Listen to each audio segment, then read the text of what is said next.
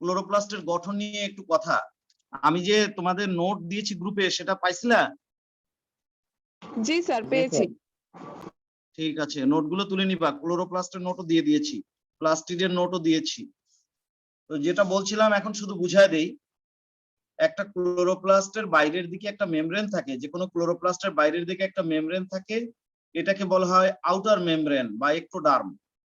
ভেতরের দিকে একটা মেমব্রেন থাকে যাকে বলে ইনার মেমব্রেন বা এন্ডোডার্ম।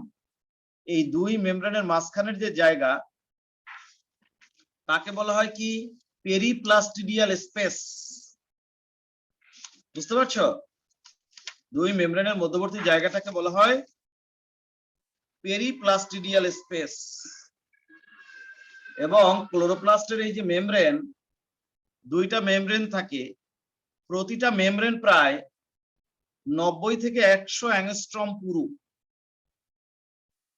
দুইটা মেমব্রেন থাকে, প্রত্যেকটা মেমব্রেনের পুরুত্ব প্রায় 90 থেকে 100 অ্যাংস্ট্রম।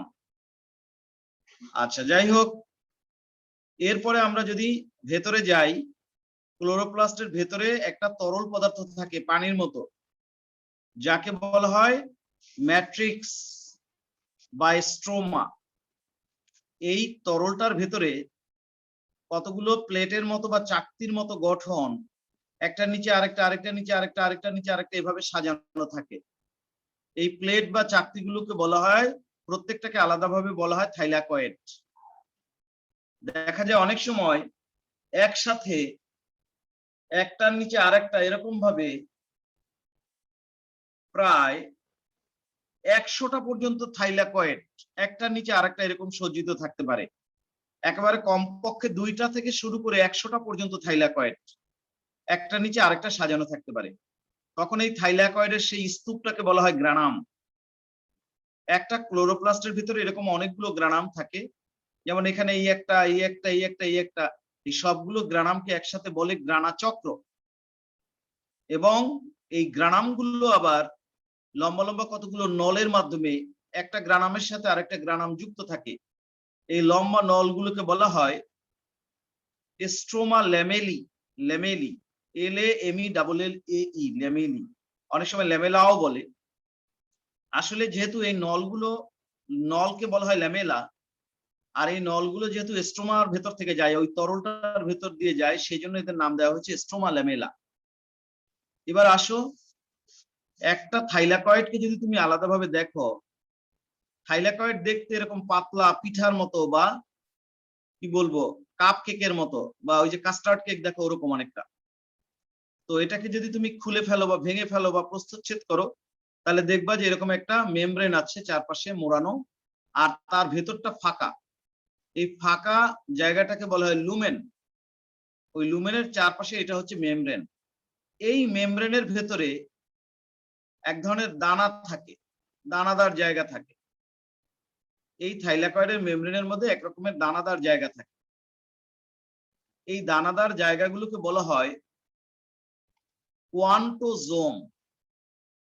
কি বলে বলো, দানাদার জায়গাটাকে কি বলে? কোয়ান্টোজোম। কোয়ান্টোজোম, হ্যাঁ।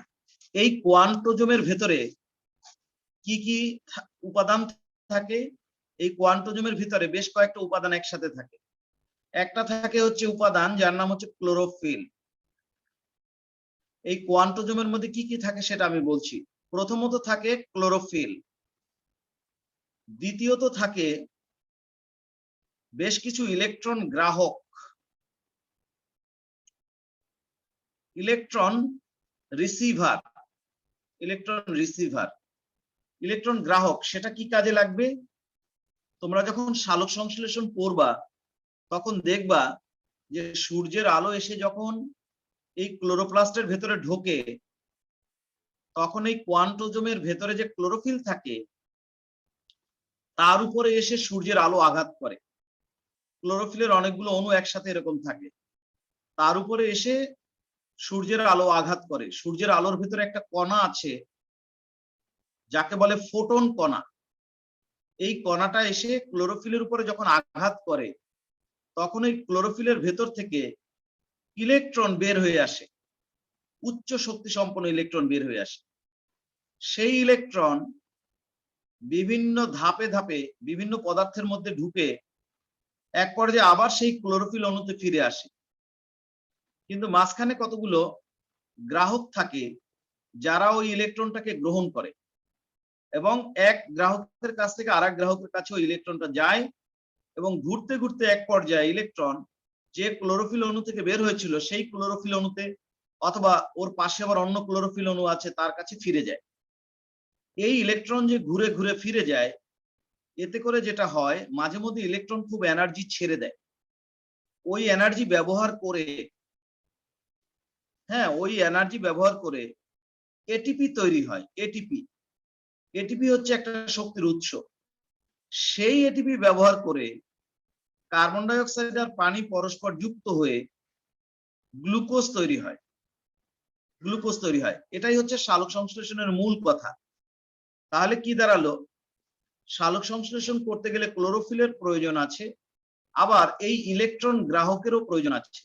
ক্লোরোফিলের ভেতর থেকে যে ইলেকট্রন বের হয়ে আসবে, সেই ইলেকট্রনকে ধরে একজনের কাছে আরেকজনের কাছে নিয়ে যাবে ইলেকট্রন গ্রাহক। সেই ইলেকট্রন গ্রাহকগুলো থাকে ওই কোয়ান্টোজোম নামক দানার ভিতরে। কোয়ান্টোজোম দানার ভিতরে আরেকটা জিনিস থাকে, এই যে একটু আগে বললাম, আসলে সালোক সংশ্লেষণ জিনিসটাই ঘটে এই কোয়ান্টোজোমের মধ্যে বসে। এবং সালোক সংশ্লেষণ তোমাদের আছে যখন পড়ানো হবে দেখবা, এটিপি যাকে বলে শক্তির উৎস, অ্যাডিনিন ট্রাইফসফেট, এটা একটা গুরুত্বপূর্ণ উপাদান। এটা ছাড়া সালোক সংশ্লেষণ সম্ভব নয়। সেই এটিপি তৈরি হয় এই কোয়ান্টোজোমের ভেতরে, পরে ওই এটিপি ব্যবহার করে কার্বন ডাই অক্সাইড আর পানি যুক্ত হয়ে গ্লুকোজ তৈরি হয়। কিভাবে সেটা এখন বলবো না, ওটা ওখানে বলা হবে সালোক সংশ্লেষণের সময়। কিন্তু যাই হোক, আরেকটা কথা বলতে নিয়েছিলাম, এই কোয়ান্টোজোম দানার ভেতরে এটিপি তৈরি হওয়ার জন্য কিছু সাহায্যকারী এনজাইম লাগে, সেগুলো থাকে। সেই সাহায্যকারী এনজাইমকে বলা হয় এটিপি সিনথেসিস। এটিপি সিনথেসিস নামক একটা এনজাইম, একটা না অনেকগুলো এনজাইমের সমষ্টি, এই এনজাইমগুলো সংরক্ষিত থাকে ওই কোয়ান্টোজোমের মধ্যে। তাহলে দেখো, কোয়ান্টোজোম হচ্ছে একটা দানা যেটা ওই থাইলাকয়েডের মেমব্রেনের মধ্যে থাকে। সেই দানার ভিতরে থাকে ক্লোরোফিল, সেই দানার ভিতরে থাকে ইলেকট্রন গ্রাহক, সেই দানার ভিতরে থাকে এটিপি সিনথেসিস নামক এনজাইম। এরা সবাই মিলে ওই দানার ভেতরে বসে সালোক সংশ্লেষণ সম্পন্ন করে। কিভাবে করে সেটা এখন আলোচনার বিষয় নয়, সেটা পরে। তো যাই হোক, এবার আরেকটা কথা না বললেই নয়, এই যে ক্লোরোপ্লাস্ট, এই ক্লোরোপ্লাস্টের যে তরল নরম মাতৃকা আছে, এই মাতৃকার মধ্যে কিছু রাইবোজোম থাকে, ভাসতে থাকে।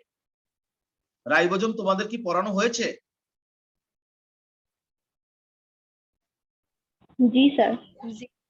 রাইবোজোমের মধ্যে এক ধরনের রাইবোজোম আছে সাইজে খুব ছোট, যাদের বলে 70S রাইবোজোম, যাকে আবার অনেক সময় আরএনপি বলে, রাইবো নিউক্লিয় প্রোটিন পার্টিকেল।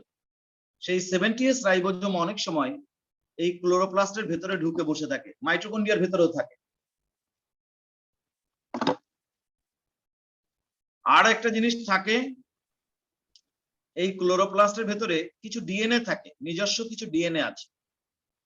মাইটোকন্ড্রিয়ার যেমন নিজস্ব ডিএনএ আছে, ক্লোরোপ্লাস্টেরও নিজস্ব ডিএনএ আছে। ক্লোরোপ্লাস্টের আবার নিজস্ব আরএনএও আছে। আরএনএ একসূত্রক আর ডিএনএ দ্বিসূত্রক। এই ডিএনএ এবং আরএনএ গুলো ক্লোরোপ্লাস্টের ভেতরে বসে ক্লোরোপ্লাস্টের নিজস্ব বৈশিষ্ট্য নিয়ন্ত্রণ করে। তাহলে এই হচ্ছে একটা ক্লোরোপ্লাস্টের গঠন। ডিএনএ এবং আরএনএ এই জিনিসটাও কিন্তু ক্লোরোপ্লাস্টের ভেতরে থাকে। তো এই আমাদের মোটামুটি কথা। আর কি বলা যেতে পারে? আচ্ছা, আরেকটা কথা, অনেক সময় সব ক্লোরোপ্লাস্টে নয়, কিছু ক্লোরোপ্লাস্টে, যেমন শৈবালের যে সমস্ত ক্লোরোপ্লাস্ট থাকে, আমি তোমাদেরকে সকালে বলেছিলাম যে সবচেয়ে বেশি বিচিত্র ধরনের ক্লোরোপ্লাস্ট থাকে শৈবালের মধ্যে। তো সেই শৈবালের ক্লোরোপ্লাস্টে আবার অনেক সময় এক ধরনের দানা থাকে, সেই দানাটাকে বলা হয় পাইরিনয়েড দানা। পাইরিনয়েড দানা, পাইরিনয়েড দানা, এটা এক ধরনের এমন দানা, এই দানাটার মাঝখানে থাকে শর্করা আর চারপাশে থাকে প্রোটিন এবং দেখতে খুব উজ্জ্বল। এই দানাটাকে বলা হয় পাইরিনয়েড দানা। এমনিতে উন্নত উদ্ভিদের যে ক্লোরোপ্লাস্ট থাকে, তাদের সাধারণত এই পাইরিনয়েড থাকে না, কিন্তু শৈবালের যে ক্লোরোপ্লাস্ট থাকে সেই ক্লোরোপ্লাস্টের গায়ে এরকমের পাইরিনয়েড দানা বা এই সাইটোপ্লাজমের মধ্যে পাইরিনয়েড দানা অনেক সময় ভাসতে দেখা যায়। পাইরিনয়েড হচ্ছে এমন একটা দানা উজ্জ্বল বর্ণের, যার ভেতরে থাকে শর্করা, চারপাশে থাকে প্রোটিন। তো এই আর এছাড়া আর বলার তেমন কিছু নাই। আর যেটা বলা যেতে পারে, ক্লোরোপ্লাস্টের যদি তুমি রাসায়নিক গঠন চিন্তা করো, তাহলে ক্লোরোপ্লাস্টটাকে যদি তুমি একদম কেমিক্যাল লেভেলে চিন্তা করো যে এর ভিতরে কি আছে না আছে, তাহলে ক্লোরোপ্লাস্টের মধ্যে প্রোটিন থাকে 50 থেকে 60%। এটা থাকে প্রোটিন। ক্লোরোপ্লাস্টের মধ্যে প্রোটিন থাকে 50 থেকে 60%, মানে টোটাল জিনিসটাকে যদি রাসায়নিক ভাবে বিবেচনা করো। তারপরে হচ্ছে লিপিড থাকে 25 থেকে 30%। 25 থেকে 30% থাকে লিপিড। তৌহিদ ক্লাসে জয়েন করছো নাকি? তৌহিদ, জি স্যার। তোমার ভাইকে পাইছো? না স্যার, যোগাযোগ করছিলাম, এখন পর্যন্ত তাহলে পাইনি। বয়স কত? স্যার আমার সাথে সেম ক্লাসে পড়ে।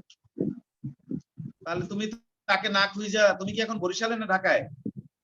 ঢাকায় স্যার। আমি হলো যে ওইখানে হলো আছে আমার ফুফু আছে, ফুয়াত ভাই আছে, তারা আছে। আমি হলো যে আমার এখান থেকে যাইতে সময় লাগে ওই জায়গায়, আমরা এক জায়গায় থাকি না, তো এই কারণে আর কি।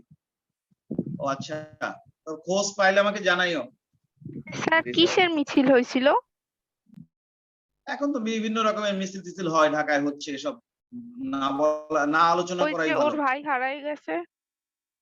বুঝতে পারছি। তৌহিদ। এখন তুমি খোঁজ নেওয়ার চেষ্টা করো, আর খোঁজ পেলে আমাকে জানাইও। এটা তো একটা টেনশনের বিষয়। ঢাকায় তো নানা রকমের বিভিন্ন কিছু দেখি, এই যে ফেসবুকে দেখি, টিভিতে তো দেখি না, ফেসবুকে দেখি বিভিন্ন কিছু, ভয় লাগে, আমি আতঙ্কিত। আমি তো এটাই বলতে চেয়েছি যে কি যেন কি হয়, আমার ভয় লাগে। আচ্ছা, ক্লোরোফিল থাকে 5 থেকে 10%। তারপর হচ্ছে ডিএনএ থাকে হচ্ছে তোমার 0.5%। তারপরে আরএনএ থাকে 2 থেকে 3%। এই মোটামুটি, আর সামান্য কিছু ভিটামিন থাকে, হ্যাঁ, vitamin A, vitamin E, vitamin K, এগুলো থাকে। এই হচ্ছে ব্যাপার। আর বিভিন্ন রকমের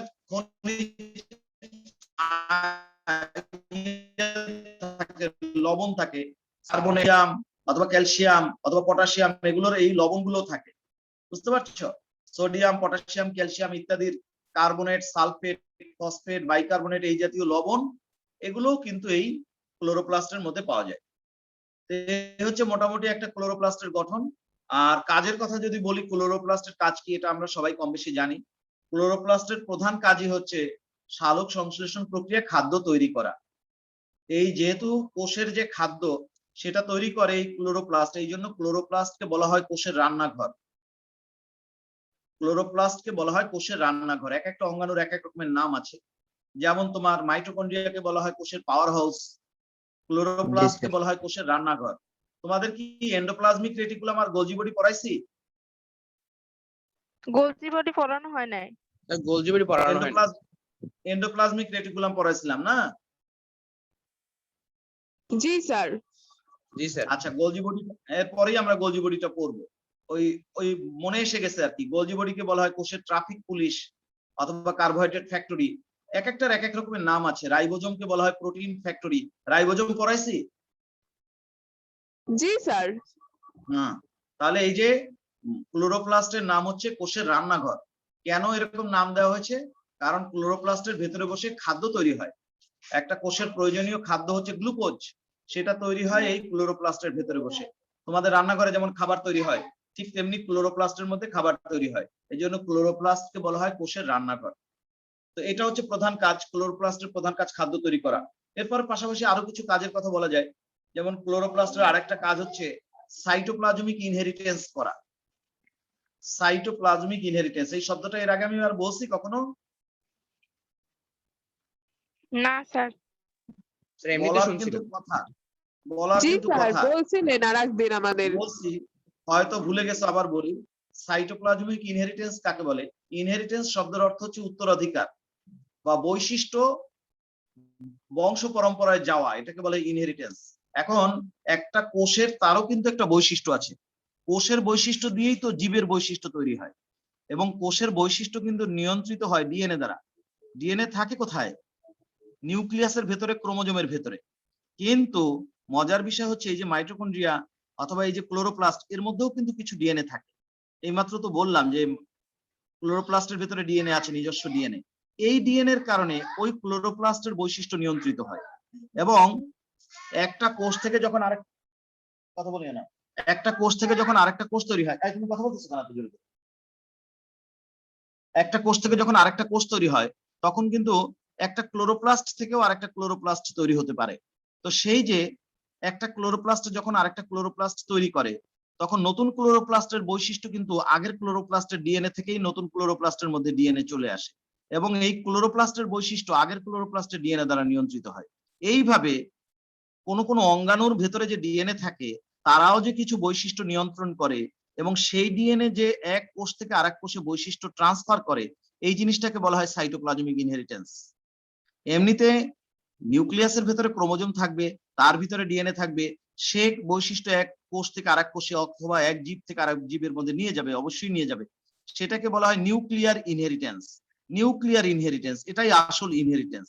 কিন্তু অনেক সময় নিউক্লিয়াসের বাইরেও কোনো কোনো কোষ অঙ্গাণুর ভিতরে ডিএনএ থাকতে পারে, এবং সেই সকল ডিএনএ যদি কোনো বৈশিষ্ট্য বহন করে, সেই বৈশিষ্ট্য যখন এক কোষ থেকে আরেক কোষে যায়, নিউক্লিয়াস বহির্ভূত ডিএনএ যখন বৈশিষ্ট্য এক কোষ থেকে আরেক কোষে নিয়ে যায়, তখন সেটাকে বলা হয় সাইটোপ্লাজমিক ইনহেরিটেন্স। বুঝছো কিনা বলো?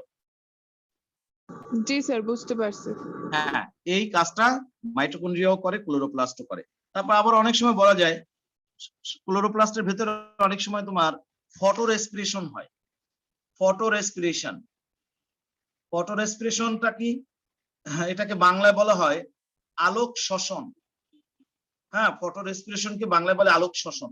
জিনিসটা কি আমি বলি, এটাও তোমাদের আছে উদ্ভিদ শারীরতত্ত্ব চ্যাপ্টার যখন পড়াবো তখন সেখানে এটা বলবো। তারপরে এখন একটুখানি বলি, যেহেতু ক্লোরোপ্লাস্টের কাজের মধ্যে এই জিনিসটা আসছে যে ক্লোরোপ্লাস্টের এটাও একটা কাজ যে আলোক শোষণে সাহায্য করে।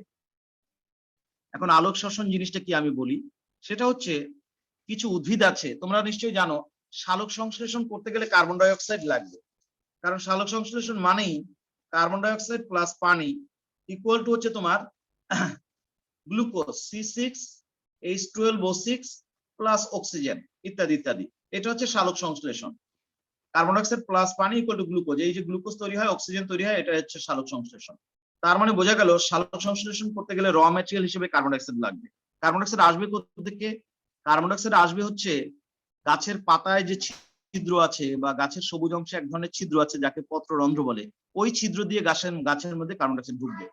কিন্তু কিছু উদ্ভিদ আছে এমন, যদি বাইরের তাপ অনেক বেড়ে যায়, সূর্যের আলো খুব বেশি প্রখর হয়ে যায়, অনেক বেশি উজ্জ্বল এবং তীব্র হয়ে যায়, এই যেরকম বৈশাখ জ্যৈষ্ঠ বা চৈত্র মাসে অনেক বেশি প্রখর আলো তৈরি হয়, অনেক একদম কি বলা যায় অনেক উজ্জ্বল আলো এবং গনগনে হাওয়া, এরকম কন্ডিশনে অনেক গাছের পত্ররন্ধ্র বন্ধ হয়ে যায়।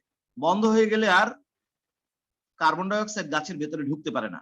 কার্বন ডাই অক্সাইড যখন গাছের ভিতরে ঢুকতে না পারে, তখন কি হয়, শ্বসন যেটা সবসময় চলতে থাকে সেটার পরিমাণটা তখন বেড়ে যায়। কার্বন ডাই অক্সাইডের অভাবে ওই সকল গাছের মধ্যে শ্বসনের পরিমাণ, শ্বসনের হার বেড়ে যায়। কারণ তখন এই কার্বন ডাই অক্সাইডের অভাবে এই পানি যেটা থাকে, এই পানি তখন অক্সিজেনের সাথে বিক্রিয়া করে, বুঝতে পারছো? বিক্রিয়া করে তোমার গ্লাইকোলেট নামক এক ধরনের পদার্থ তৈরি করে। সেই গ্লাইকোলেটের কারণে শ্বসনের হারটা তখন অনেক বেড়ে যায়। যাই হোক, সেটা এখন বলতে গেলে অনেক কথা। তো এই যে অতিরিক্ত আলোর কারণে শ্বসনের হার বেড়ে যাচ্ছে, এটাকে বলা হয় ফটো রেসপিরেশন বা আলোক শ্বসন। নর্মাল শ্বসন কিন্তু তা নয়, এটা নর্মাল শ্বসন না, এটা হচ্ছে আলোর তীব্রতা বেড়ে যাওয়ার কারণে একটা অতিরিক্ত শ্বসন হয়, এটাকে বলা হয় আলোক শ্বসন। এটা সব গাছে হয় না, কিছু কিছু গাছে হয়। যে সকল গাছে তীব্র আলোতে পত্ররন্ধ্র বন্ধ হয়ে যায়, সেসব গাছের ক্ষেত্রে হয়।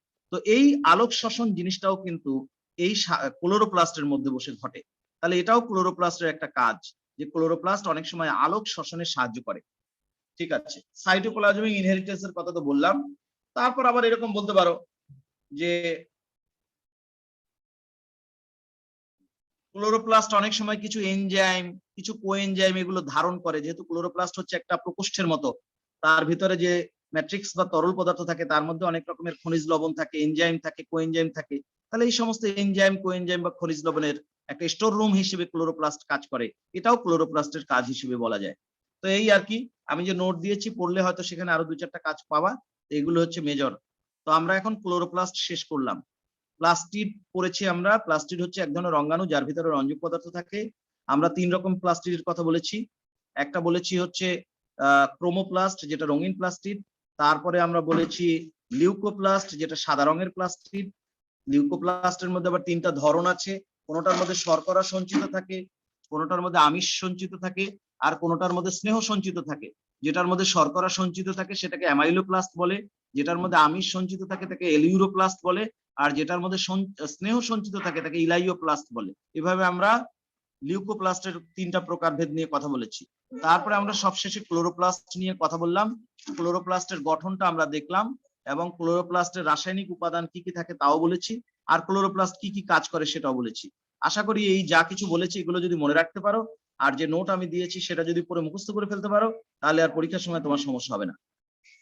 এবার আমরা আরেকটা অঙ্গাণু নিয়ে কথা বলবো, যেটা নিয়ে একটু আগে কথা বলেছিলাম, সেটা হচ্ছে গলজি বডি।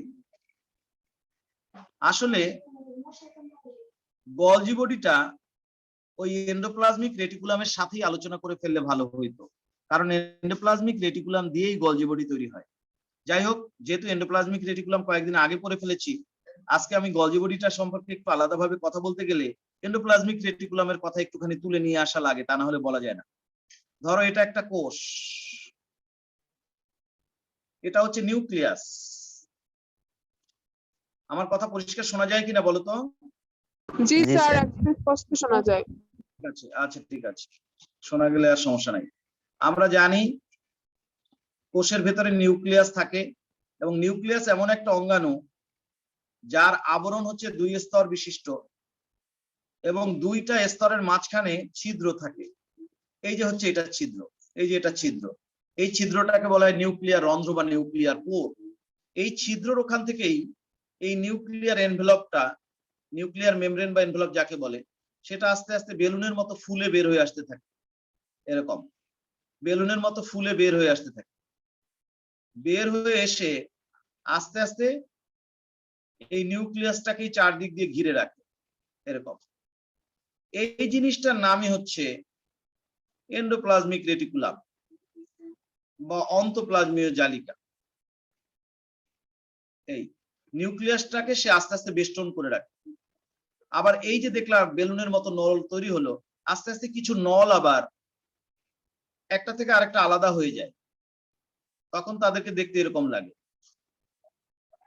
এইখানকার নলগুলো একটা থেকে আরেকটা কিন্তু আলাদা নয়, তারা কিন্তু একটার সাথে আরেকটা কানেক্টেড, তাকালেই বোঝা যায়। পরবর্তীতে আবার এটার থেকে কিছু নল এরকম আলাদা হয়ে গেল। আবার এমন হয় এই যে যুক্ত হওয়া নলগুলো অথবা এই যে আলাদা হওয়া নলগুলো, এদের প্রান্ত থেকে এরকম গোল গোল বলের মতো বের হয়ে আসে। এই যে জিনিসগুলো আমরা আঁকলাম, এগুলো সব হচ্ছে অন্তঃপ্লাজমীয় জালিকা। যে নলগুলো একটার সাথে আরেকটা লাগানো থাকে তাকে বলা হয় টিউবিউল। যে নলগুলো একটার সাথে আরেকটা আলাদা তাকে বলা হয় সিস্টার্নি। আর এই টিউবিউল এবং সিস্টার্নি থেকে গোল গোল যে বলের মতো বের হয়ে আসলো, এগুলোকে বলা হয় ভেসিকেল। ভেসিকল। ভেসিকেল। এই অন্তঃপ্লাজমীয় জালিকার কথা আমরা গত ক্লাসে বলেছি। বলতে পারো যে এখন তাহলে এই কথা আসলো কেন? আবার আসলো এই কারণে, এই অন্তঃপ্লাজমীয় জালিকার যেগুলো সিস্টার্নি, এই যে সিস্টার্নি, এগুলো দিয়েই গলজি বডি তৈরি হয়। এগুলো তো ধরো অন্তঃপ্লাজমীয় জালিকার সিস্টার্নি, আস্তে আস্তে দেখা গেল এগুলোর মধ্যে কেউ কেউ আকৃতি এরকম হয়ে যায়। দেখো এইটার আকৃতি আর এটার আকৃতি কিন্তু সেম না। এটার আকৃতি কেমন, কোথাও মোটা কোথাও সরু। আবার এগুলোর থেকে কতগুলো এরকম বল বের হয়, কিছু কিছু বল বড় আবার কিছু কিছু বল ছোট। তাহলে দেখো এই যে অন্তঃপ্লাজমীয় জালিকার মধ্যে যেটা সিস্টার্নি, সেগুলোই আস্তে আস্তে যখন আকৃতি এরকম চেঞ্জ হয়ে যায়, কোথাও মোটা কোথাও সরু, এরকম অনিয়ত আকৃতি বিশিষ্ট হয়ে যায়, তখনই তাকে বলা হয় গলজি বস্তু। এই যে আমি এখানে আঁকছি এগুলো সব গলজি বস্তু। আমি এখানে যাদেরকে আঁকছি এরা সবাই গলজি বডি। এখন এই গলজি বডির মধ্যে আবার 3টা ধরন আছে। যেগুলো এরকম লম্বা লম্বা নলের মতো, যদিও নলগুলো সব জায়গায় একরকম ব্যাস না, কোথাও ব্যাস খুব বেশি, কোথাও ব্যাস খুব কম। এই যে অনিয়ত ব্যাস বিশিষ্ট যে নলগুলো দেখতে পাচ্ছ, এগুলোকে বলা হয় সিস্টার্নি। তুমি অন্তঃপ্লাজমীয় জালিকার ক্ষেত্রেও এটাকে বলবা সিস্টার্নি, গলজি বডির ক্ষেত্রেও কিন্তু এটাকে বলতে হবে সিস্টার্নি। কিন্তু এই দুই সিস্টার্নির মধ্যে তফাৎ আছে কি, এইখানকার যে সিস্টার্নি সেটার ব্যাস সব জায়গায় সমান, অন্তঃপ্লাজমীয় জালিকার সিস্টার্নির ব্যাস সব জায়গায় সমান, কিন্তু গলজি বডির যেটা সিস্টার্নি সেটার কোথাও ব্যাস বেশি, কোথাও ব্যাস কম। এটাই হচ্ছে প্রধান তফাৎ। আবার আরো কিছু কথা বলা যায়, যেমন তুমি যখন অন্তঃপ্লাজমীয় জালিকা পড়ছো তখন আমি একটা কথা বলেছিলাম মসৃণ, আর একটা বলেছি অমসৃণ। অনেক সময় এই যে সিস্টার্নি গুলোর গায়ে 70S রাইবোজোম লেগে থাকে এরকম। যখন 70S রাইবোজোম লেগে থাকে তখন সেই অন্তঃপ্লাজমীয় জালিকাকে কিন্তু তুমি অমসৃণ অন্তঃপ্লাজমীয় জালিকা বলতে পারো। হ্যাঁ, সাধারণত সিস্টার্নির গায়ে লেগে থাকে, আবার টিউবিউলের গায়েও যে লাগবে না কখন এরকমটা বলা যাবে না। অন্তঃপ্লাজমীয় জালিকা সিস্টার্নি বা টিউবিউল যেটাই হোক, তার গায়ে কিন্তু রাইবোজোম লেগে থাকতে পারে। যদি লেগে থাকে রাইবোজোম, তাহলে তার নাম হবে অমসৃণ অন্তঃপ্লাজমীয় জালিকা। এই যে এখানে দেখো, এটা হচ্ছে নিউক্লিয়াস, আর এগুলো হচ্ছে এই যে এন্ডোপ্লাজমিক রেটিকুলাম। তো এন্ডোপ্লাজমিক রেটিকুলামের ক্ষেত্রে তোমার এই মসৃণ অমসৃণের একটা ব্যাপার আছে, রাইবোজোম লেগে থাকলে অমসৃণ, লেগে না থাকলে মসৃণ। কিন্তু গলজি বডির ক্ষেত্রে এই জিনিসটা কখনোই হবে না যে এদের গায়ে রাইবোজোম লেগে থাকবে, গলজি বডি কিন্তু সব সময় মসৃণ হবে। কিন্তু আর বাকি যে গঠন সেগুলো কিন্তু সেম। অন্তঃপ্লাজমীয় জালিকাও যেরকম একটা এক স্তর মেমব্রেন দ্বারা আবৃত নল, হ্যাঁ, এখানে একটা কথা, এখানে দুই স্তর মেমব্রেন না, এটাও একটা গুরুত্বপূর্ণ, এক স্তর মেমব্রেন দ্বারা আবৃত। এই অন্তঃপ্লাজমীয় জালিকা এবং গলজি বডি এটাও এক সিঙ্গেল লেয়ার মেমব্রেন, এক লেয়ার মেমব্রেন দ্বারা আবৃত, বুঝতে পারছো? এবং একটা লেয়ারের মধ্যে তুমি দুই সারি এরকমের লিপিড পাবা, এরকম দুই স্তর লিপিড পাবা, আর মাঝে মাঝে প্রোটিন পাবা, ওই যে ফ্লুইড মোজাইক মডেল। কিন্তু এদের মেমব্রেন হচ্ছে এক স্তর বিশিষ্ট, অন্তঃপ্লাজমীয় জালিকা এবং গলজি বডি এদের মেমব্রেন এক স্তর বিশিষ্ট। আচ্ছা, আর ভেতরটা ফাঁকা। মনে করো এটা এক ধরনের পাইপ, নরম নরম এক ধরনের পাইপ, আর কিছু না। পাইপের ভেতরে যেমন ফাঁকা থাকে আর পাইপের চারপাশে একটা ওয়াল বা আবরণ থাকে, এই অন্তঃপ্লাজমীয় জালিকা বলো গলজি বডি বলো এগুলো তাই, আর কিছু না। যেগুলো লম্বা নলের মতো সেগুলো পাইপের মতো, আর যেগুলো গোল গোল সেগুলো থলির মতো বা বেলুনের মতো বা ব্লাডারের মতো, এই আর কিছু না। তো গলজি বডির ক্ষেত্রে ওরকম, গলজি বডির মধ্যে যেগুলো লম্বা লম্বা নলের মতো সেগুলোর নাম হবে সিস্টার্নি। এগুলোর কোথাও মোটা বেশি, কোথাও মোটা কম। আর যেগুলো একটু গোল বলের মতো কিন্তু সাইজে বড়, সেগুলোকে বলা হয় ভ্যাকুওল, ভ্যাকুওল। আর যেগুলো একদম সাইজে খুব বেশি ছোট সেগুলোকে বলা হয় ভেসিকেল। এই গলজি বডি তিন রকমের, সিস্টার্নি, ভ্যাকুওল আর ভেসিকেল। আর অন্তঃপ্লাজমীয় জালিকাও তিন রকমের, সিস্টার্নি, টিউবিউল আর ভেসিকেল। তার মানে টিউবিউল জিনিসটা অন্তঃপ্লাজমীয় জালিকায় থাকে, গলজি বডিতে থাকে না। আবার ভ্যাকুওল জিনিসটা গলজি বডিতে থাকে, অন্তঃপ্লাজমীয় জালিকার থাকে না। অনেক সময় অন্তঃপ্লাজমীয় জালিকার গলজি বডির ডিফারেন্স করতে বলে, তখন এটা লেখা যায়। অন্তঃপ্লাজমীয় জালিকা মসৃণ হতে পারে, অমসৃণ হতে পারে, গলজি বডি হবে সবসময় মসৃণ। অন্তঃপ্লাজমীয় জালিকার তিনটা ধরন আছে, সিস্টার্নি, টিউবিউল আর ভেসিকেল। কিন্তু গলজি বডির তিনটা ধরন আছে, সিস্টার্নি, ভ্যাকুওল আর ভেসিকেল। অন্তঃপ্লাজমীয় জালিকা মসৃণ হতে পারে, অমসৃণ হতে পারে, গলজি বডি সবসময় মসৃণ হবে। অন্তঃপ্লাজমীয় জালিকার ব্যাস সব জায়গায় একই রকম, গলজি বডির ব্যাস কোথাও বেশি কোথাও কম, এরকম অনেক পার্থক্য বলা যায়। এরকম এরকম অনেক পার্থক্যই বলা যেতে পারে। আচ্ছা, এবার আসো, গলজি বডি গুলো কিন্তু কি হয়, আস্তে আস্তে এই অন্তঃপ্লাজমীয় জালিকা থেকে তৈরির পরে কোষের মধ্যে এরকম ছড়ায় পড়ে, সারাটা কোষের মধ্যে এরকম ছড়ায় ছিটায় পড়ে।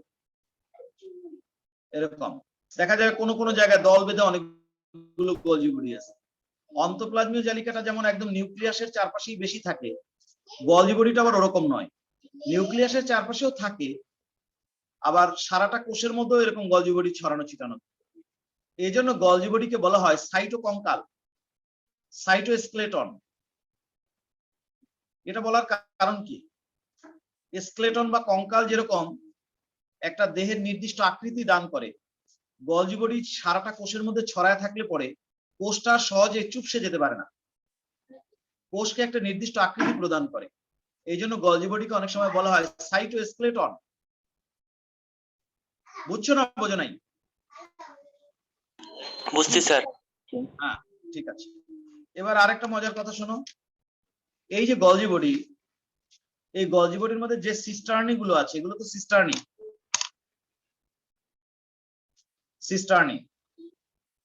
এখন এটা কি? এই যে এটা কি? Nucleus sir. নিউক্লিয়াস নিউক্লিয়াস, এটা হচ্ছে নিউক্লিয়াস। গলজি বডির মধ্যে যে সিস্টার্নিটা নিউক্লিয়াসের কাছাকাছি থাকে, গলজি বডির যে সিস্টার্নি নিউক্লিয়াসের কাছাকাছি থাকে তাকে বলে সিস সিস্টার্নি।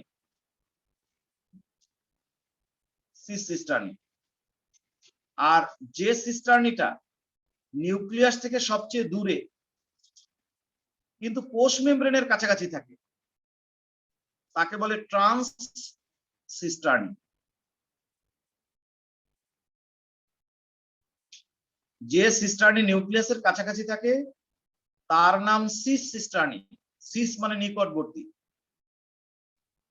যে সিস্টার্নি নিউক্লিয়াস থেকে দূরে থাকে তাকে বলে ট্রান্স সিস্টার্নি।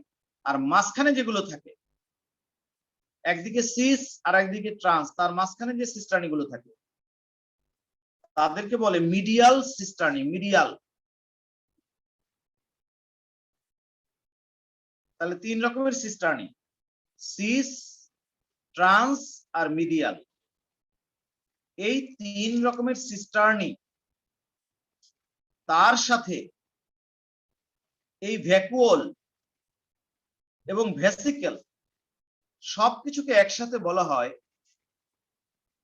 ট্রান্স গলগি নেটওয়ার্ক, সংক্ষেপে TGN। বুঝতে পারছো না পারো নাই?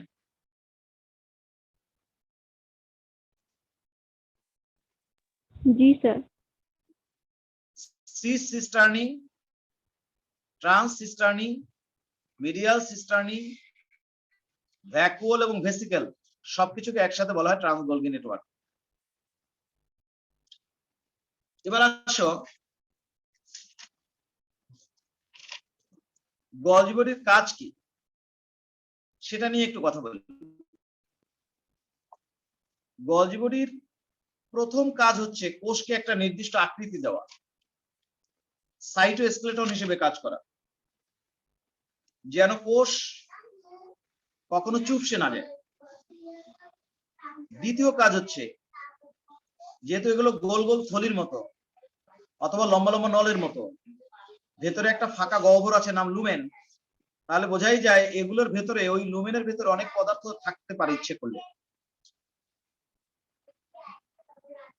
এই গলজি বডির ভেতরে এবং কি এই অন্তঃপ্লাজমীয় জালিকার ভেতরে বিভিন্ন রকমের এনজাইম থাকে।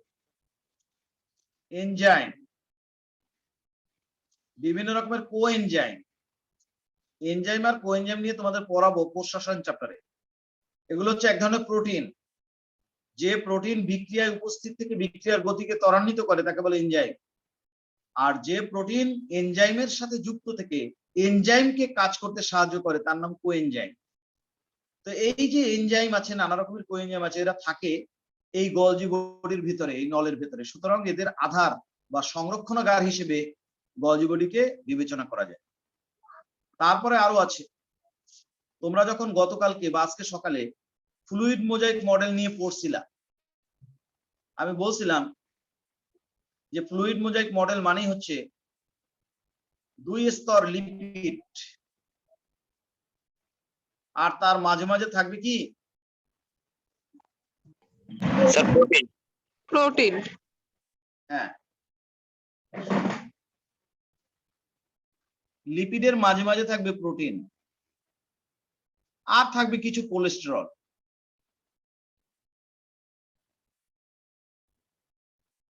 লিপিড মাঝে মাঝে কিছু কোলেস্টেরল।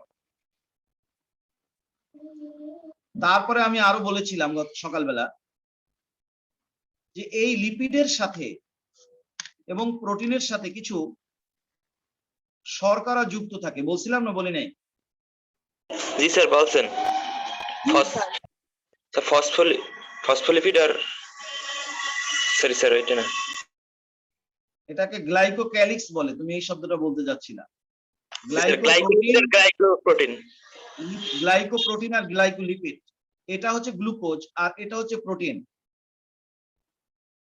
প্রোটিনের সাথে যদি গ্লুকোজ যুক্ত হয় তখন তাকে বলে গ্লাইকোপ্রোটিন, সকালেই বলেছি আমি। আর লিপিডের সাথে যদি গ্লুকোজ যুক্ত হয়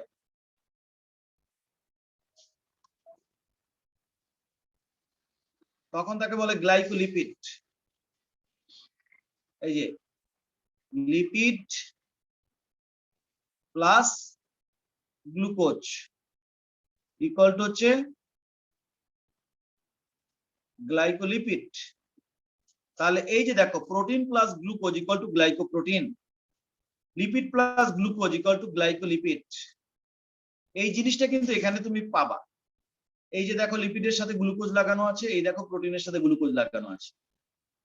এই যে লিপিড বা প্রোটিনের সাথে এসে গ্লুকোজ গুলো লাগে, একটার পাশে এসে আরেকটা জোড়া লাগে, এই জোড়া লাগতে গেলে যে এনজাইম লাগবে সেই এনজাইম সরবরাহ করে ওই গলজি বডি।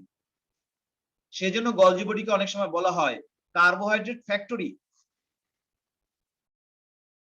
তোমরা ভুল করে আবার যেমন ক্লোরোপ্লাস্টকে কার্বোহাইড্রেট ফ্যাক্টরি বলিও না, কারণ গ্লুকোজ তো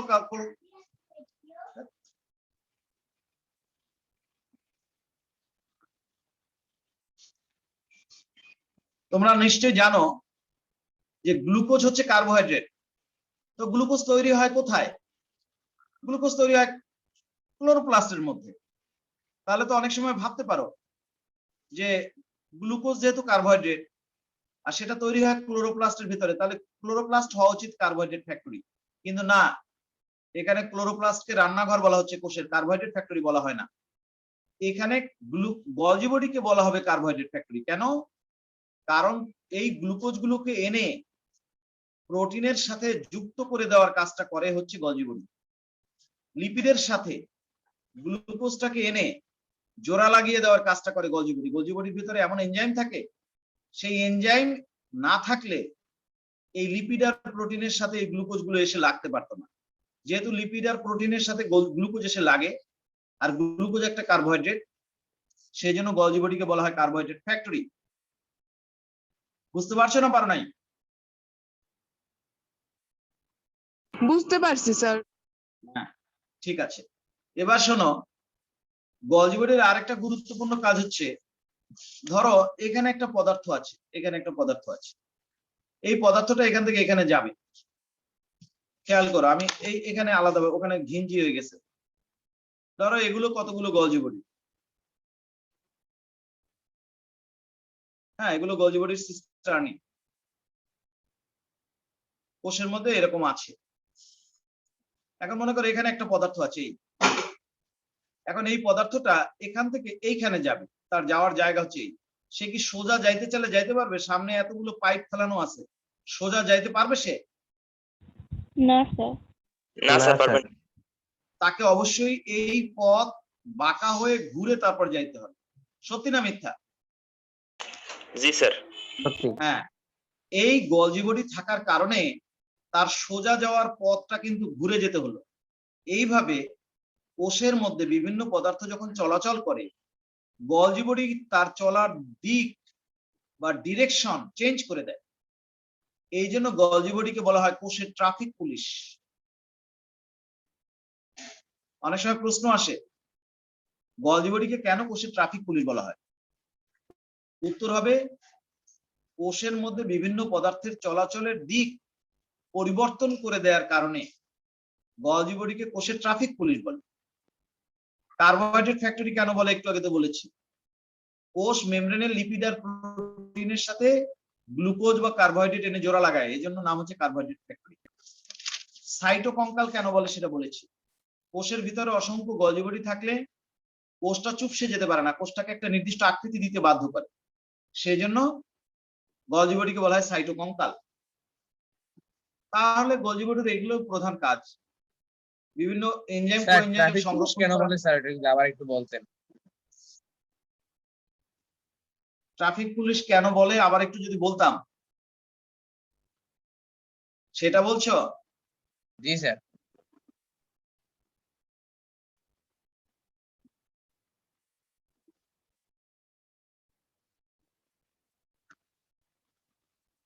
রাইয়ান আল রাজি ক্লাসে আসো? জি স্যার, আছি স্যার। তুমি একটু বলো তো কেন গলজি বডিকে কোষের ট্রাফিক পুলিশ বলা হয়, আমরা একটু শুনি।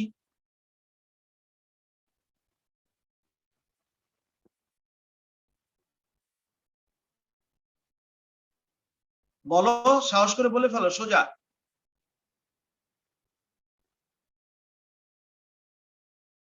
কি সাহস হয় না?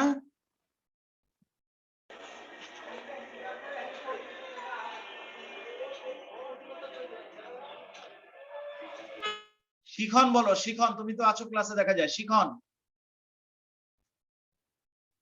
শিখন বলো তো কেন গলজি বডিকে কোষের ট্রাফিক পুলিশ বলা হয়, বলো।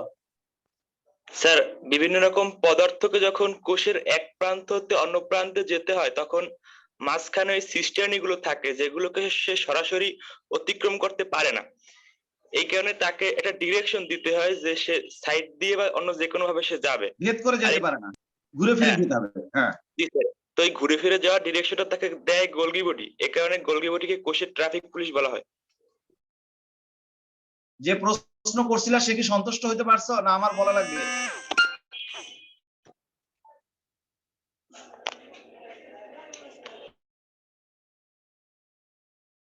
প্রশ্নটা যে করছিলা সে কি সন্তুষ্ট? স্যার বুঝছি। জি স্যার। ঠিক আছে, তাহলে গলজি বডির এই হচ্ছে কাজ। আরো কাজ আছে গলজি বডির। যখন তোমার একটা কোষ বিভাজিত হয়ে নতুন আরেকটা কোষ তৈরি হয়, ধরো এটা একটা কোষ, মিউট করো, মিউট করো প্লিজ।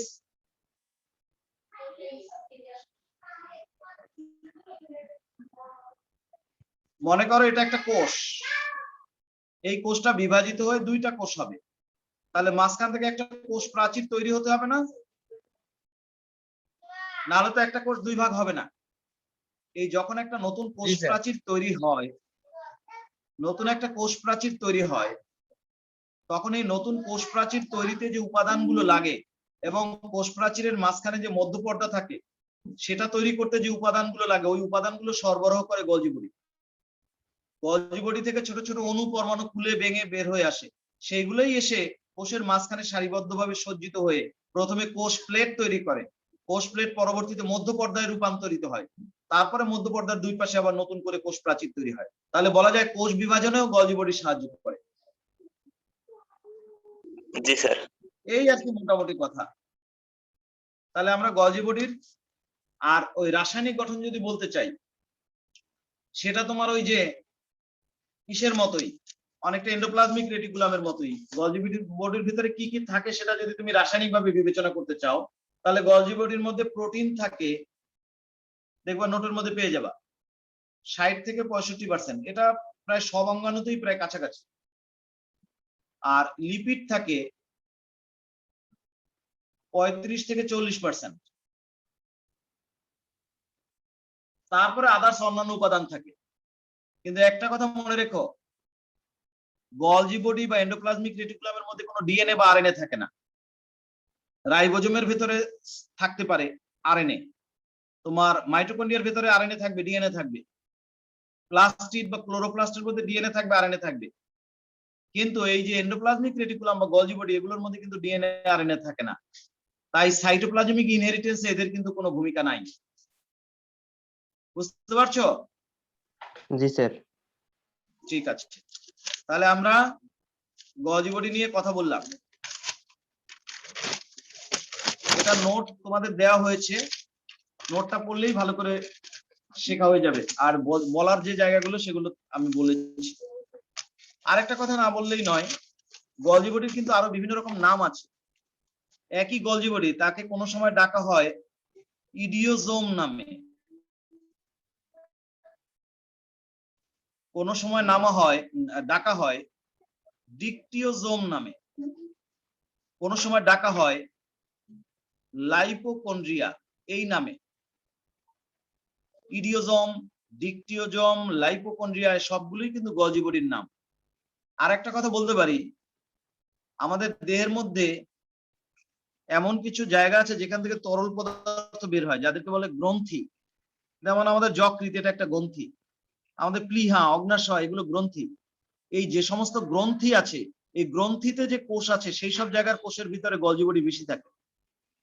যে সকল কোষ থেকে কোনো না কোনো তরল পদার্থ বের হয়, সেই সকল কোষের ভিতরে গলজি বডি বেশি পরিমাণে থাকে। এবং ওই যে তরল পদার্থটা বের হয়, সেগুলো এই গলজি বডির মধ্যে জমা হয় আর আস্তে আস্তে বের হতে থাকে।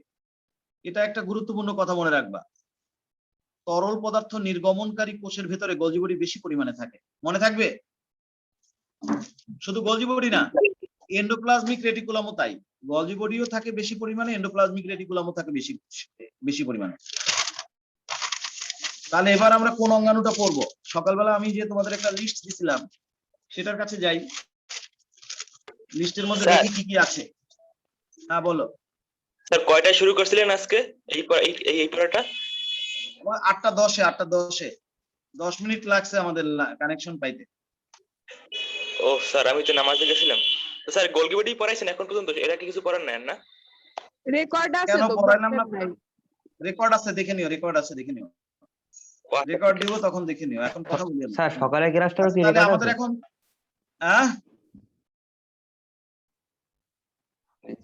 কি বলো, আমি বুঝলাম না কিছু।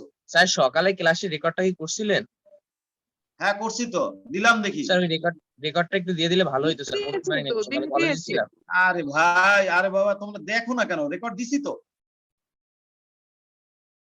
না দেখে কথা বলো কেন? রেকর্ড দিছি না? এই রেকর্ড দিছি না? হ্যাঁ স্যার, রেকর্ড দিয়ে দিয়েছেন। তাহলে আবার কেন ওরা যে অহেতুক কথা বলে? আচ্ছা, তাহলে আমরা এখন একটা কাজ করি, আমরা এখন এই সেন্ট্রিওলটা পড়ি। ঠিক আছে, সেন্ট্রিওল অঙ্গাণুটা আমরা এখন পড়ি। পেছনের গুলো তো সব হয়ে গেল। ঠিক আছে, সেন্ট্রিওল। স্যার এটা একটা ইন্টারেস্টিং। হ্যাঁ কি? স্যার গলজি বডির নোটটা কি দিয়ে দিছেন? এই তুমি আগে দেখো, না দেখে কথা বলো কেন? তুমি নিজে গ্রুপে আগে দেখবা। ক্লাস টাইমে যদি এইভাবে কথা বলো, তাহলে তো অন্যরা বিরক্ত হয়। অবশ্যই দিয়ে দিয়েছি, তুমি নিজে দেখো নাই কেন?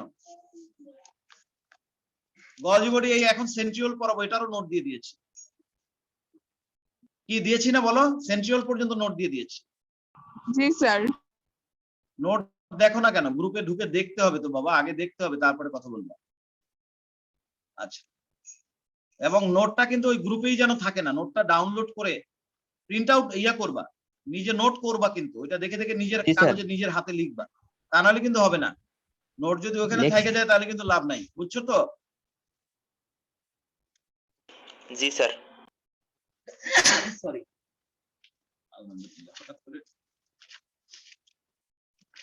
শরীরটা ভালো লাগতেছে না। আচ্ছা, আমরা এখন এমন একটা অঙ্গাণু নিয়ে কথা বলবো, সেই অঙ্গাণুর নাম হচ্ছে সেন্ট্রিওল। কি নাম অঙ্গাণুটার?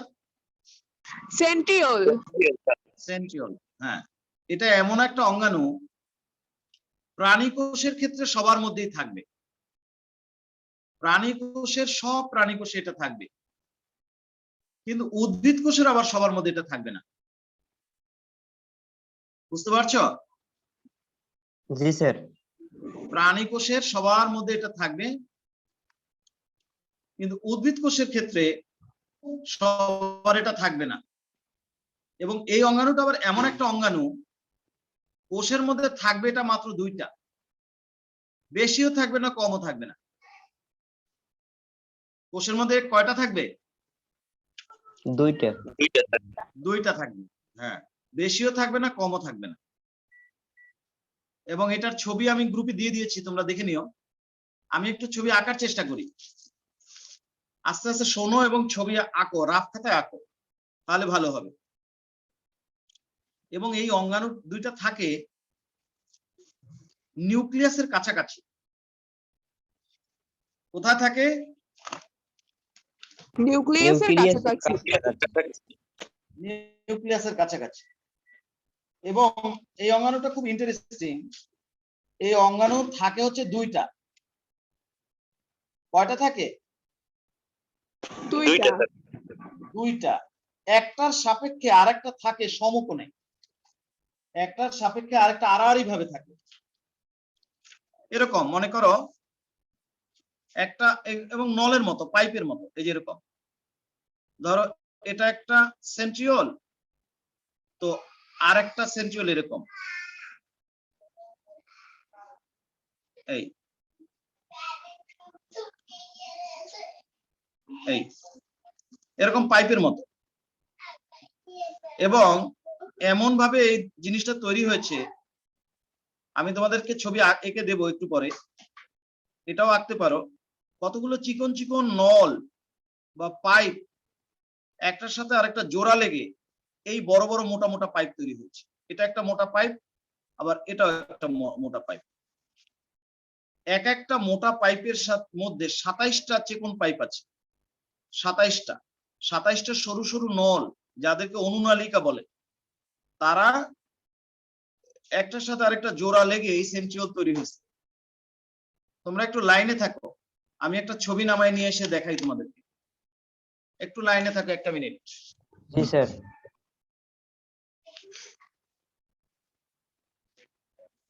আমি আগে তো জানি না যে এটা পড়াবো, তাহলে আমি আগেই ডাউনলোড করে রাখতাম। এখনই আমি একটা ছবি নামায় নিয়ে আসি, গ্রুপেও দিয়ে দেবো, আর তোমরা এখানে দেখতেও পাবা।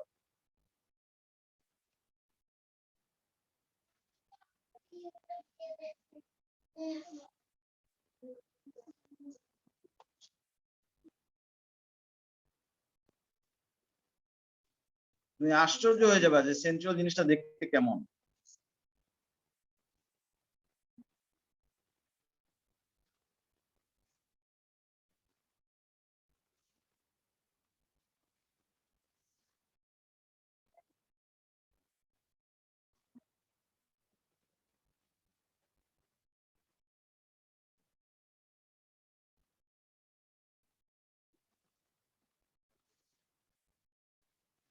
দেখা যায়, কোনো ছবি দেখা যায়?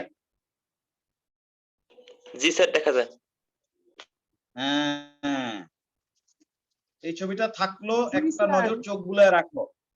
হ্যাঁ, কি বলো? স্যার ছবিটা মানে খুবই জি স্যার। সুন্দর। সুন্দর। সেন্ট্রিওল জিনিসটা ওরকমেরই, আরো সুন্দর সুন্দর ছবি আছে। সেন্ট্রিওলের ছবি দেখলে তুমি তাক লেগে যাবে। মহান আল্লাহ তাআলা যে কত বড় একজন সুনিপুণ কারিগর, সেটা ভেবেও তুমি শেষ করতে পারবে না। যেমন আরেকটা ছবি আমি এখন তোমাদের দেখাই। স্যার স্বর্ণের মতো দেখা যায় এটা। হ্যাঁ, এবার আরেকটা ছবি দেখাই। ঝকঝক করে।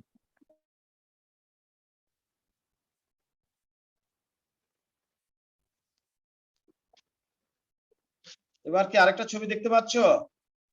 হ্যাঁ স্যার। জি স্যার। হ্যাঁ, জি স্যার। এটা একটা সেন্ট্রিওল। এরকমের দুইটা সেন্ট্রিওল থাকে। প্রত্যেকটা সেন্ট্রিওলের একদম মাঝখানে এরকম একটা, এটা একটা নল, এটাকে বলে কেন্দ্রীয় নালিকা। এটাকে বলে কেন্দ্রীয় নালিকা। এই যে এটা, এই কেন্দ্রীয় নালিকাটা, এটা আবার 9টা ভাগে বিভক্ত, এবং এটার মাঝখানে আবার একটা সরু নল আছে। একদম একদম মাঝখানে যে সরু নল, ওটাকে বলে সেন্ট্রাল হাব, SUHUB হাব। আর এই চারপাশে যে দেখতে পাচ্ছ, এই যে এগুলোকে বলা হয় স্পোক। 9টা স্পোক আছে, তুমি গুনে দেখো, পারলে গুনে দেখো। জি স্যার, 9টা আছে। 1 2 3 4 5 6 জি স্যার, 7 9টাই আছে। 8 9টাই আছে। প্রত্যেকটা স্পোকের সাথে আবার এই 3টা করে অনুনালিকা যুক্ত আছে। এই 27। 3 নং 27 পাইছো? জি স্যার। জি স্যার। এগুলোকে বলা হয় অনুনালিকা।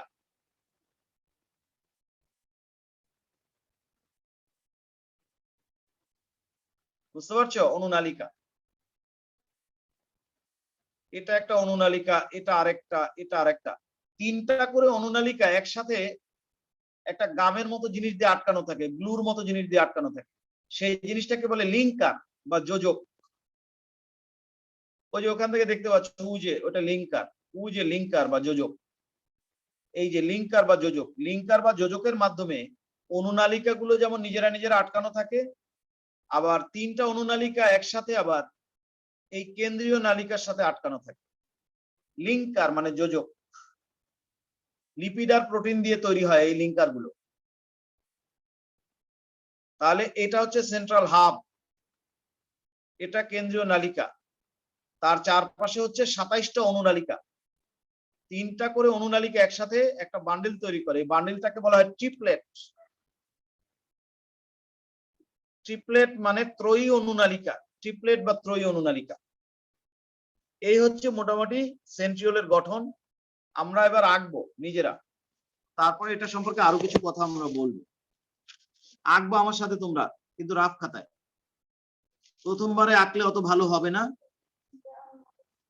সেই জন্য আমরা রাফ খাতায় আঁকবো। ঠিক আছে? জি স্যার। জি স্যার। জি স্যার। ঠিক আছে, একটা কাজ করি আমরা, প্রথমে একটা গোল দেই,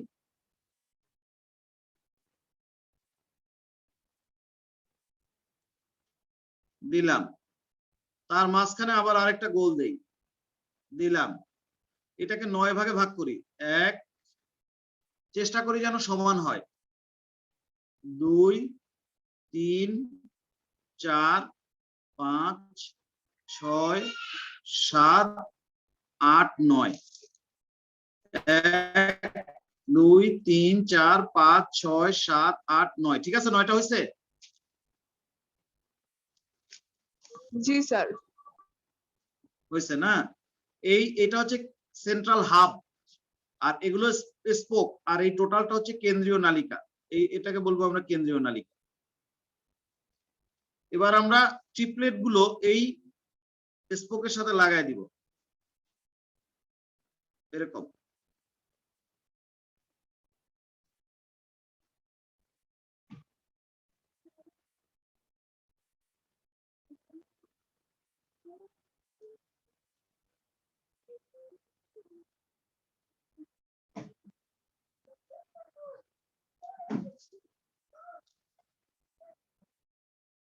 ঠিক আছে?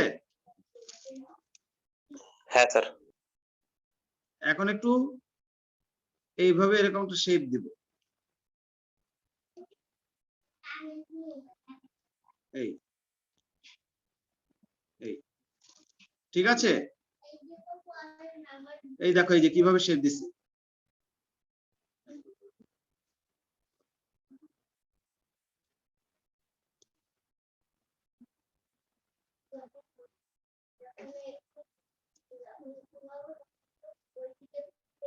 ঠিক আছে? এখন একটু এখানে একটু 3D ভাব দিব।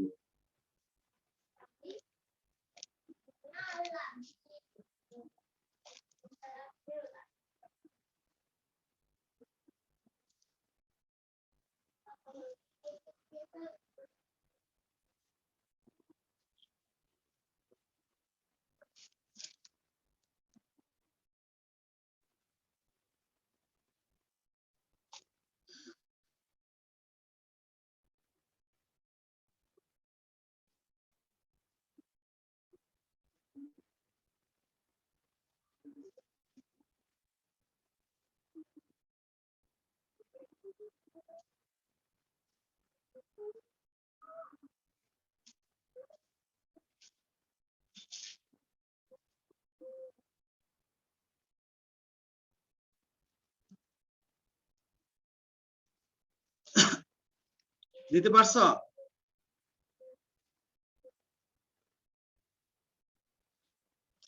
এই এখানে কি রবি মঙ্গল বৃহস্পতি বিকাল 5টায় ক্লাস করো এমন কেউ আছো? জি স্যার। তোমাদেরকে কি আমি নোটিশ করছি, দেখছো? জি স্যার হ্যাঁ, দেখেছি রবিবার স্যার। ক্লাস, অনলাইনে স্যার রবিবারে ক্লাস বলছিলেন আজকে গ্রুপে হ্যাঁ বলছিলেন। অনলাইনে হবে, অনলাইনে হবে, সবাইকে জানাই দিও। আবার রুমে আইসো না, ভুলে রুমে এসে ফিরে যাও না। স্যার আমরা স্যার জুমে কানেক্টেড হবো স্যার, রুমে আসবো না স্যার। না না, রুমে আসবে না, জুমে ক্লাস নেব, জুমে। স্যার রবিবার স্যার, পরশুদিন 5টায়। রবিবার, হ্যাঁ রবিবার 5টা আচ্ছা, ক্লাসটা আচ্ছা, এখন স্যার। যেমন করতেছো এরকম। জি স্যার। আচ্ছা, আর মঙ্গলবার মনে হয় তোমাদের বন্ধ দিচ্ছি সবে বরাতের, সেটা দেখছো? হ্যাঁ স্যার, সোমবার 30 লেখা তো।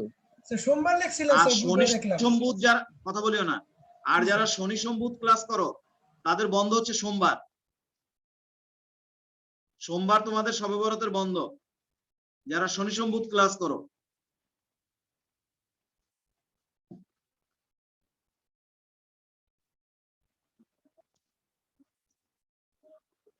তো আমাদের সেন্ট্রিও রাখলাম মোটামুটি, যা আছে এতেই চলবে, এর চেয়ে ভালো লাগবে না। আচ্ছা, পেছনে একটু ওই যে এরকম নলগুলো বের হয়েছে সেটা দেখাই দিই।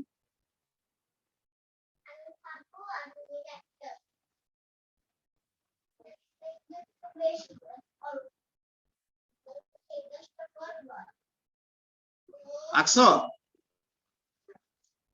স্যার আঁকাটা ভালো হয় না আঁকা হয়েছে? ওই যা হয়েছে আঁকছো, বাসায় আবার আঁকবা। এখন চিহ্নিত করো। এই যে এটার নাম সেন্ট্রাল হাব।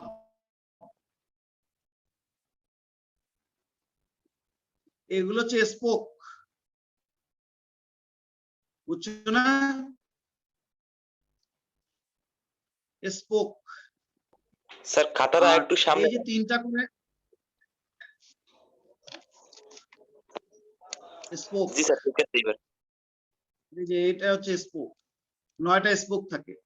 আর এই টোটালটাকে আমরা বলবো কেন্দ্রীয় নালিকা, সেন্ট্রাল টিউবিউল। বাংলায় বলে কেন্দ্রীয় নালিকা, ইংরেজিতে বলে সেন্ট্রাল টিউবিউল। আর এটাকে ঘিরে এই যে 3টা করে নল একসাথে আছে, 3টা নলকে একসাথে বলে ট্রিপলেট, ইংরেজিতে বলে ট্রিপলেট, বাংলায় বলে ত্রয়ী অনুনালিকা। ট্রিপলেট বা ত্রয়ী অনুনালিকা। আর যার মাধ্যমে বা যে পদার্থের মাধ্যমে এই ট্রিপলেট গুলো একটার সাথে আরেকটা লাগানো থাকে সেটার নাম হচ্ছে লিঙ্কার বা যোজক।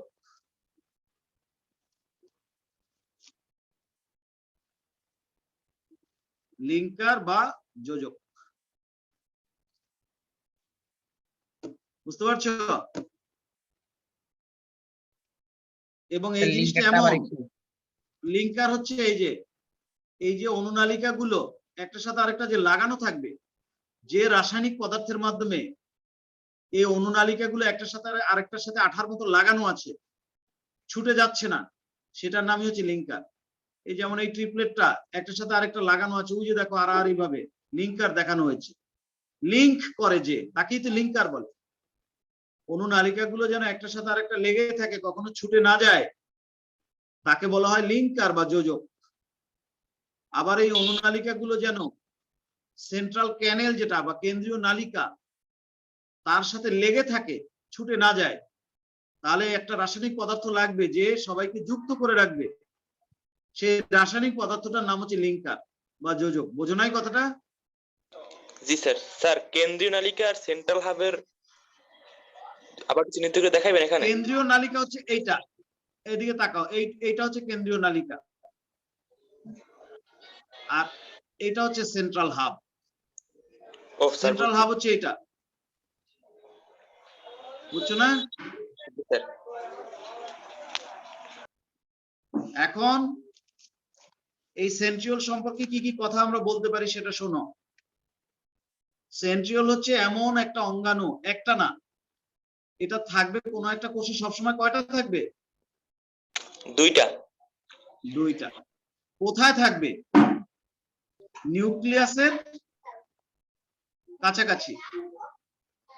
কিভাবে থাকবে?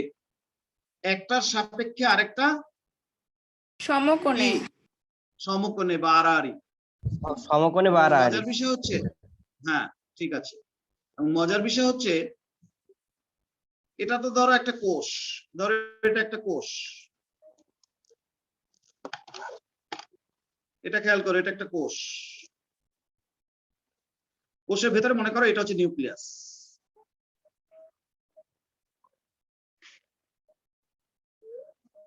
এখন নিউক্লিয়াসের কাছাকাছি এই দুইটা মনে করো সেন্ট্রিওল। এই ওই দুটো মনে করো সেন্ট্রিওল। বুঝতে পারছো না পারো নাই? দেখা যায় না যায় না? জি বুঝতে পারছি স্যার। হ্যাঁ, এখন এটা তো সাইটোপ্লাজম, একটা অর্ধতরল জেলির মতো পদার্থ বা তরল পদার্থ কোষের মধ্যে তো থাকবে, যার নাম সাইটোপ্লাজম। সকল কোষ অঙ্গাণু সেই সাইটোপ্লাজমের মধ্যে ভাসতে থাকবে, সেন্ট্রিওলও ভাসবে, সত্য কথা। কিন্তু এই সেন্ট্রিওলটা যে সাইটোপ্লাজমের মধ্যে থাকবে, মানে সাইটোপ্লাজমের যে জায়গায় সেন্ট্রিওল দুইটা থাকবে, ওই জায়গার সাইটোপ্লাজমটা তুলনামূলকভাবে বেশি ঘন। বুঝতে পারছো? কোষের অন্যান্য জায়গার সাইটোপ্লাজমের চেয়ে যেখানে সেন্ট্রিওল থাকে সেখানকার সাইটোপ্লাজম বেশি ঘন। এই বেশি ঘন সাইটোপ্লাজমকে বলে সেন্ট্রোস্ফিয়ার। কি বলে? সেন্ট্রোস্ফিয়ার। সেন্ট্রোস্ফিয়ার, হ্যাঁ। কোষের সাইটোপ্লাজমের যে ঘন অঞ্চলে সেন্ট্রিওল দুইটা অবস্থান করে তাকে বলে সেন্ট্রোস্ফিয়ার। তার মানে এই সাইটোপ্লাজমটার নাম সেন্ট্রোস্ফিয়ার, আর এই দুইটা কি? সেন্ট্রিওল।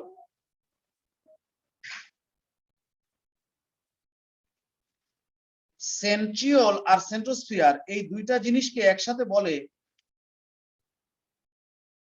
সেন্ট্রোজোম। কাকে বলে বলো, কাকে বলে সেন্ট্রোজোম? স্যার সেন্ট্রিওল আর সেন্ট্রোস্ফিয়ার কে একসাথে বলে সেন্ট্রোজোম। হ্যাঁ, সেন্ট্রিওল আর সেন্ট্রোস্ফিয়ারকে একসাথে বলা হয় সেন্ট্রোজোম। সেন্ট্রোস্ফিয়ার কি জিনিস? যে ঘন সাইটোপ্লাজমের মধ্যে সেন্ট্রিওল দুইটা থাকে সেই জায়গাটার নাম হচ্ছে সেন্ট্রোস্ফিয়ার। মনে থাকবে? ইনশাআল্লাহ স্যার। জি স্যার। আচ্ছা, ইনশাআল্লাহ। আরো একটা কথা বলি, মনে রাখবা, একটা কোষের মধ্যে সেন্ট্রিওল থাকে কয়টা? দুইটা স্যার। দুইটা। দুইটা। এই দুইটা সেন্ট্রিওলকে অনেক সময় বলা হয় একসাথে ডিপ্লোজোম। কি বলে? ডিপ্লোজোম। ডিপ্লোজোম। দুইটা সেন্ট্রিওলকে একসাথে বলা হয় ডিপ্লোজোম। আরো একটা মজার কথা শোনো, সেন্ট্রিওল হচ্ছে এমন এক ধরনের অঙ্গাণু, সে স্বপ্রজননক্ষম।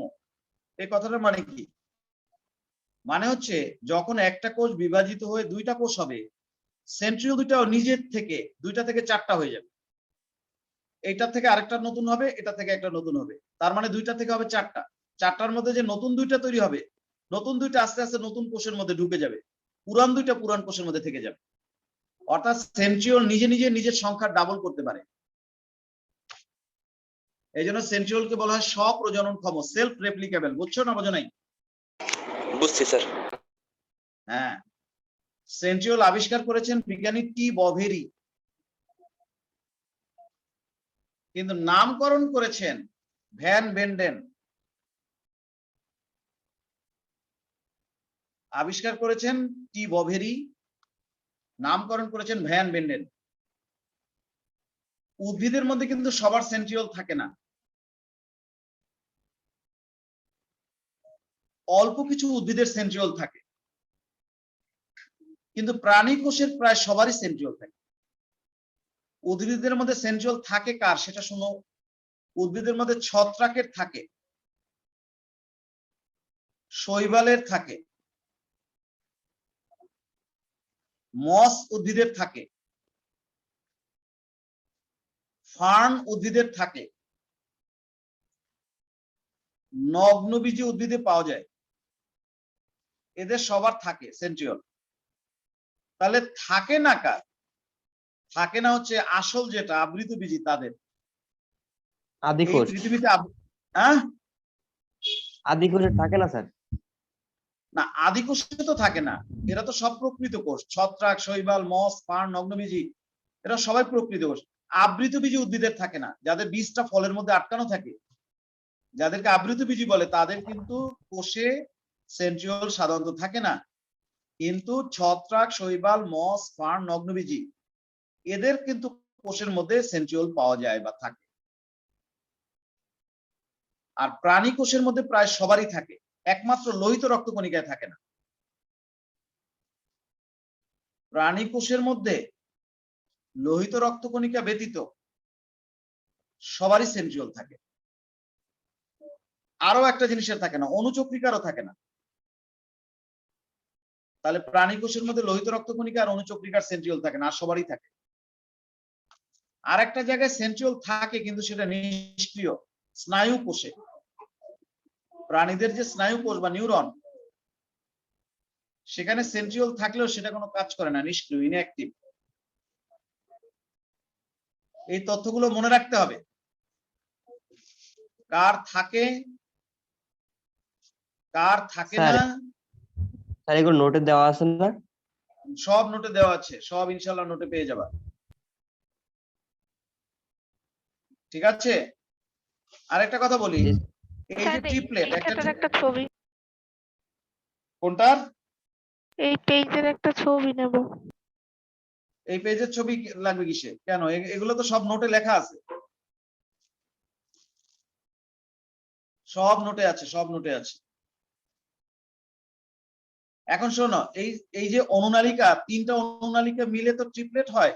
অনেক সময় এক একটা অনুনালিকাকে নাম দেওয়া হয়, ভেতরেরটাকে বলে এ, তারপরেরটাকে বি, তারপরটাকে সি, এরকম অনেক সময় নাম দেয়। একটা ট্রিপলেটের মধ্যে 3টা অনুনালিকা, একটা এ, একটা বি, একটা সি, এরকম অনেক সময় নাম দেয়। আর একটা কথা বলতে পারো, এই যে সেন্ট্রিওলটা লম্বায় প্রায় 0.3 থেকে 0.4 মাইক্রোমিটার, আর ব্যাস হচ্ছে 0.15 থেকে 0.25 মাইক্রোমিটার। এই হচ্ছে সেন্ট্রিওলের ব্যাস। তাহলে এবার সেন্ট্রিওলের কাজ কি? সেন্ট্রিওলের প্রধান কাজ হচ্ছে, যখন তোমার কোষ বিভাজন হয় তখন এই যে স্পিন্ডেল তৈরি হয় না, স্পিন্ডেল বা মাকু, শুনেছো? স্পিন্ডল তন্তু। স্পিন্ডেল তন্তু, হ্যাঁ। সেই স্পিন্ডেল তৈরি করতে গেলে এই স্পিন্ডেল তৈরি হয় এক ধরনের প্রোটিন দিয়ে, সেই প্রোটিনটা সাপ্লাই দেয় হচ্ছে সেন্ট্রিওল। স্পিন্ডেল তৈরি করতে যে প্রোটিন লাগে, সেই প্রোটিন সরবরাহ করে সেন্ট্রিওল, নাম্বার 1। নাম্বার 2 হচ্ছে, যে সমস্ত প্রাণীর লেজ আছে, সাঁতার কাটতে পারে, ধরো এই যে শুক্রাণু, প্রাণীদের যে শুক্রাণু থাকে যারা সাঁতার কাটে, তাদের এই লেজটার গোড়া এখানে সেন্ট্রিওল থাকে। এই সেন্ট্রিওল থাকার কারণে তাদের লেজটা তারা দ্রুত নাড়াতে পারে। লেজের যে সঞ্চালন ক্ষমতা, সেটা বৃদ্ধি করা বা নিয়ন্ত্রণ করা, এটা সেন্ট্রিওলের একটা কাজ। এরকম আরো অনেক কোষ আছে যাদের দেহে ফ্লাজেলা আছে, যেমন অনেক শৈবাল আছে, আমি পড়াবো তোমাদেরকে দেখবো যে এরকমের ফ্লাজেলা আছে, ক্লামাইডোমোনাস একটা শৈবাল আছে, এরকম ফ্লাজেলা মাধ্যমে তারা চলাচল করে। ফ্লাজেলা আছে, বা কোষের ফ্লাজেলা বা সিলিয়ার গোড়ায় এই সেন্ট্রিওল জিনিসটা থাকে। তাহলে ফ্লাজেলা এবং সিলিয়া তাড়াতাড়ি নাড়াতে পারে। ফ্লাজেলা, সিলিয়া, লেজ, এগুলোর সঞ্চালন ক্ষমতা বৃদ্ধি করে এই সেন্ট্রিওল। আর সেন্ট্রিওল তৈরিতে ব্যবহৃত হয় প্রোটিন আর লিপিড। ওই যে 60 থেকে 70% প্রোটিন আর 30 থেকে 40% থাকে হচ্ছে লিপিড। সামান্য কিছু এটিপি থাকে, সেন্ট্রিওল তৈরিতে কিছু এটিপি ব্যবহৃত হয়, কিন্তু কোনো ডিএনএ আরএনএ কিন্তু সেন্ট্রিওলের মধ্যে পাওয়া যায় না। এন্ডোপ্লাজমিক রেটিকুলামে পাওয়া যায় না, গলজি বডিতেও পাওয়া যায় না ডিএনএ আরএনএ, আবার এখানেও কিন্তু পাওয়া যায় না। আর প্রাণী কোষের যখন বিভাজন হয় তখন একটা কথা আছে না, অ্যাস্টার রে, শুনছো? অ্যাস্টার রশ্মি। জি স্যার, একটা রশ্মি বিকিরণ। এই স্যার, হ্যাঁ, একটা ফিনিশ করতে সেই হবে। অ্যাস্টার রে বা অ্যাস্টার রশ্মি, এটা কিন্তু তৈরি করে এই সেন্ট্রিওল। সেন্ট্রিওলের কারণেই এই অ্যাস্টার রে বা রশ্মিটা তৈরি হয়। তো এই মোটামুটি সেন্ট্রিওলের কাজ। আর গঠন তো বললাম, একটা মাঝখানে একটা বড় নল আছে যাকে কেন্দ্রীয় নালিকা বলে। এই কেন্দ্রীয় নালিকাটা আবার 9টা স্পোক দ্বারা 9টা খণ্ডে বিভক্ত। স্পোক গুলো আবার তার মাঝখানে আবার একটা কেন্দ্রীয় নালিকার সাথে গিয়ে মিলিত হয় সরু, সেটাকে বলা হয় সেন্ট্রাল হাব। আর এই কেন্দ্রীয় নালিকার চারপাশে 27টা সরু অনুনালিকা থাকে, 3টা করে অনুনালিকা একসাথে জোড়া বাঁধে, যাকে বলা হয় ট্রিপলেট বা ত্রয়ী অনুনালিকা। একটা লিপিড এবং প্রোটিন দিয়ে পদার্থ যার নাম যোজক বা লিঙ্কার, সেই পদার্থটা দিয়ে এই ত্রয়ী অনুনালিকাগুলো একটার সাথে আরেকটা লেগে থাকে। আর সেন্ট্রিওল এমন, এর দুই প্রান্ত কিন্তু ওপেন, এই পাশ থেকে শুরু করে ওই পাশ পর্যন্ত একদম ওপেন, তুমি এখান থেকে ঢুকলে ওই মাথা দিয়ে বের হয়ে যাবে। এমনকি একটা এই চিকন নলের মধ্যে ঢুকলে ওই মাথা দিয়ে, ওই নলটার ওই মাথা দিয়ে বের হয়ে যাবে। এর দুই প্রান্ত ওপেন, খোলা। এটা একটা গুরুত্বপূর্ণ কথা। আর তো এই যে সেন্ট্রিওল কার থাকে না সেটা বললাম। উদ্ভিদের মধ্যে আবৃতবীজী উদ্ভিদের থাকে না, আর বাকিদের থাকে। ছত্রাক, শৈবাল, মস, ফার্ন, নগ্নবীজীদের থাকে। আর প্রাণীর মধ্যে লোহিত রক্তকণিকা আর অনুচক্রিকায় থাকে না, আর বাকি সব কোষে থাকে। স্নায়ু কোষে থাকে কিন্তু নিষ্ক্রিয়। এই হচ্ছে সেন্ট্রিওল। নোট দিয়েছি, নোট করলে আশা করি পারবা। সবাই ভালো থাকো, আল্লাহ হাফেজ। স্যার আসসালামু আলাইকুম।